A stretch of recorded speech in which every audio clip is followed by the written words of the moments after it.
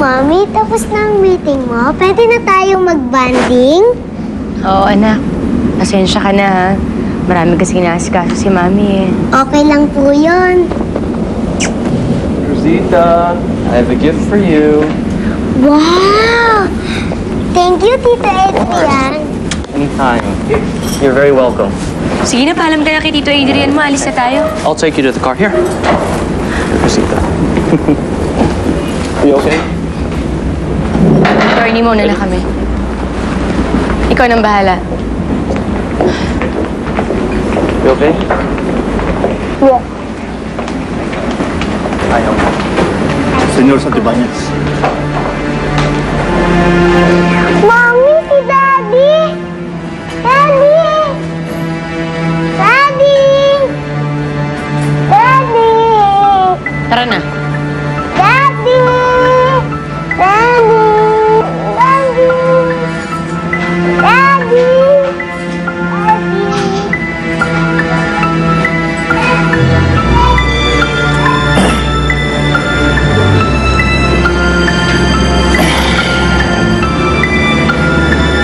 Senyor Santibanez, kailangan namin ng malaking pera para ipagpatuloy ang investigasyon.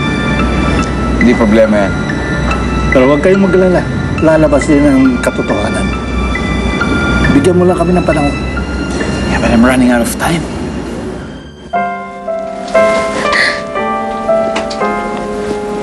Sir, hindi mababago ng pagpapakas.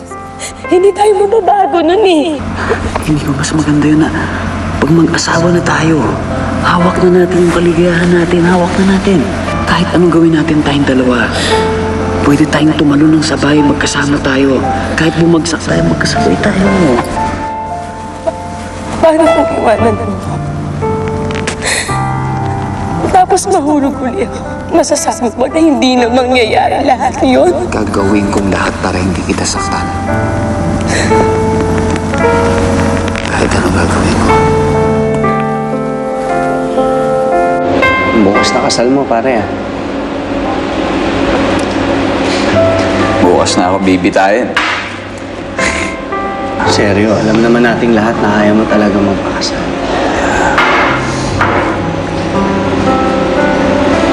But I'm still going to marry her. What's the difference?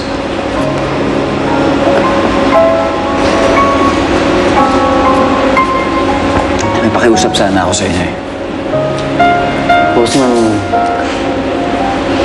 Kung pa pwede sana, kahit ngayong gabi, sana huwag muna natin pag-usapan si Angelica. Kahit ngayon lang. Gusto ko lang kasi maging yan, eh. Masaya. Just wanna drink and be merry. Kahit ngayong huling gabi na malaya ako. Sana. Ayaw ko na mag-isip ng problema kahit ano. Limutan na muna natin yan. Mamaya na yan. Enjoy muna tayo. Let's be merry. Di ba? Mamaya na yan. Hindi, ganito. Isipin na lang natin. Mangyari si Marimar ang pakakasalan ko. Ay, ba yan? Mangyari na si Marimar. Cheers tayo. Sabihin niyo naman ako. Cheers tayo. Para kay Marimar tsaka kay Sergio. Ayan. Yun na lang, yun na lang, yun na lang. Masaya, mas masaya.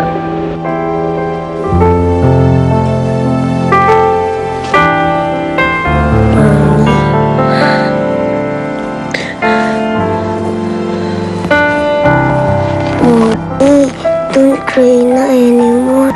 Nandito naman ako. I will take care of you. I will never leave you. I love you so much, Mommy.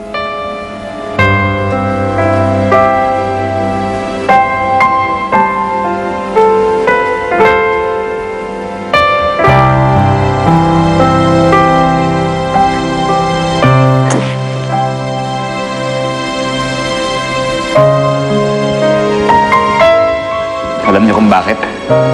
Ang dami namin mga pangarap ni Marimar noon. Balak sana namin. Doon kami sa Europe mag-honeymoon.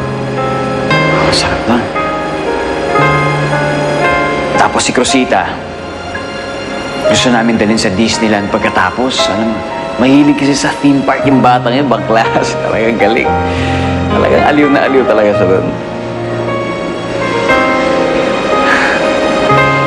Inisip ko sana, pagkatapos ng honeymoon, gusto ko masundan kaagad si Cruzita. Gusto ko lalaki, para seryo junior kaagad. Pero okay lang din, kahit babae, walang problema. Basta ba kasing ganda ni Marimar, okay lang yan. Basta ba mukha niya eh. Ay, napakaganda talaga ni Marimar. Para siyang anghel na binigay ng langit sa akin. Sarap ng buhay, no? Kakasal ako sa babaeng mahal na mahal ko.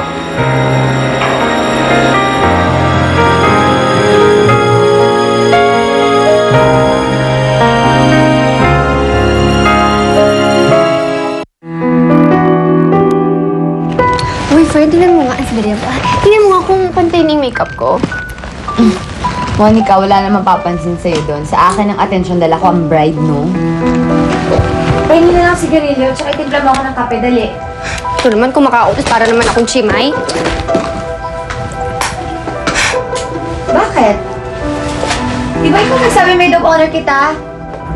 Oo nga. O ano ba sa Tagalog ang maid? Katulong. Ay, oo nga, no? Yung pala yun.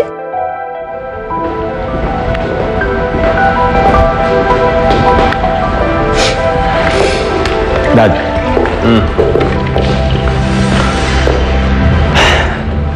Hindi talaga yung pupunta sa kasal, no? Para ano? Panoorin ka habang ginigisa ka sa sarili mong mantika. So you're practically committing suicide. May pagkakataon pa, anak. Huwag mo nang ituloy ito. Thanks, Dad. Kailangan ko talaga yan. More than you'll ever know.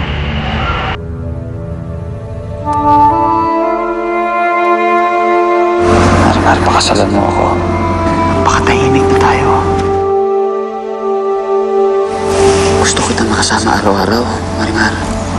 Pakasalan mo ako dahil pinagtagpo tayo ulit ng tadhana. Ang pagmamahal ko sa'yo, mag-uumpisa at magwawakas sa'yo. Meron pa ibang paraan para matulungan mo si Marimar. Labanan natin si Angelica. Pupunta tayo sa pulis. Ginawa ko na yan, Dad, eh. Pero, kumbinsido talaga sila na si Marimar ang killer, eh. Bakit hindi mo kasama si Marimar? Sabihin mo sa kanya ang totoong nangyayari. Pero, Fred, hindi ka ba kinakabahan? Hindi ka kinakabahan? Bakit naman nakakabahan? Siyempre, baka hindi sumipot mamaya si Seryo. Siyempre, pag nangyari yun, makakaya naman sa mga bisita mo. Hindi ako kinakabahan. Takot lang yan. Pero, Fred, mahal na mahal niya kaya si Marimar. Sa sobrang pagmamahal niya nga sa babaeng yun, kaya siya magpapakasal sa akin.